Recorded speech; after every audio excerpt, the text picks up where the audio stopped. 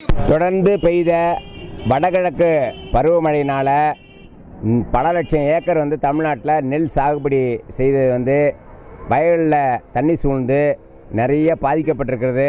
இன்றைக்கி நெல்லுலாம் அழுகி போச்சு. இன்றைக்கி பெரம்பலூர் மாவட்டம், அரியலூர் மாவட்டம், அதேமாதிரி தஞ்சை மாவட்டம், கடலூர் மாவட்டம், விழுப்புரம், கள்ளக்குறிச்சி, அதேமாதிரி திருவண்ணாமலை மாவட்டம் இதெல்லாம் தொடர்ந்து பெய்த மழையினால் தென்பெண்ணை ஆற்று உடச்சிக்கிட்டு கள்ளக்குறிச்சி, திருவண்ணாமலை, விழுப்புரம், கடலூர்லாம் பயங்கரமாக பாதிக்கப்பட்டிருக்குது.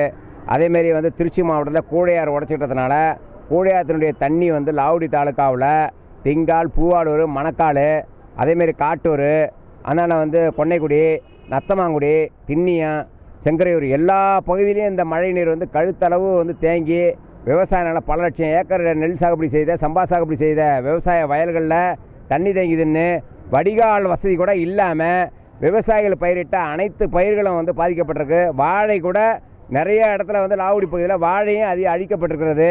அதேமாதிரி பெரம்பலூர், அரியலூர் மாவட்டங்களில் பார்த்தீங்கன்னா மக்காச்சோளத்தில் தண்ணி தேங்கி நின்று இன்றைக்கி மக்காச்சோளம் அறுவடை பண்ணுற நேரத்தில் எல்லாமே முளைப்பு ஏற்பட்டிருக்கிறது. ஆனால் தமிழக முதலமைச்சர் விவசாயியுடைய வாழ்வாதாரத்தை பாதுகாக்க வேண்டுமென்றால், விவசாயியுடைய வாழ்வாதாரத்தை பாதுகாக்க வேண்டுமென்றால் தமிழக முதலமைச்சர் அவர்கள் ஏக்கருக்கு 40,000 நிவாரணம் வழங்கினால் மட்டுமே எங்களுடைய வாழ்வாதாரம் பாதிக்கப்படாமல் இருக்கும். அதுமாதிரி நாங்கள் வாங்கிய வங்கி கடன்களையும் நீங்கள் தள்ளுபடி செய்யணும் அப்படிங்கிறது இந்த போராட்டத்தின் வாயிலாக தெரிவித்துக் கொள்கிறோம். தமிழ்நாடு ஏரி மற்றும் ஆற்றுப்பாசன விவசாய சங்கம் திருச்சி மாவட்ட ஆட்சியர் அலுவலகம் முன்பு அழுகி போன நெல் நாற்றை வச்சு நாங்கள் போராட்டம் நடத்திட்டு இருக்கோம். எங்களுடைய வாழ்வாதாரத்தை காப்பாற்ற வேண்டும் என்று உங்கள் மேலே நம்பிக்கை வச்சுருக்கோம். நீங்கள் ஏக்கருக்கு 40,000 நிவாரணம் வழங்கணும். ஏதோ கண் துடைப்புக்காக ஏதோ நிவாரணம் வழங்கினா வாழ்வாதாரம் பாதிக்கப்படாது, சீரடைந்துவிடும் விவசாயியுடைய வாழ்வாதாரம்.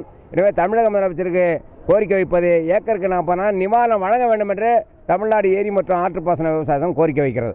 எனது பேர் விஸ்வநாதன், மாநில தலைவர், தமிழ்நாடு ஏரி மற்றும் ஆற்றுப்பாசன விவசாய சங்கம்.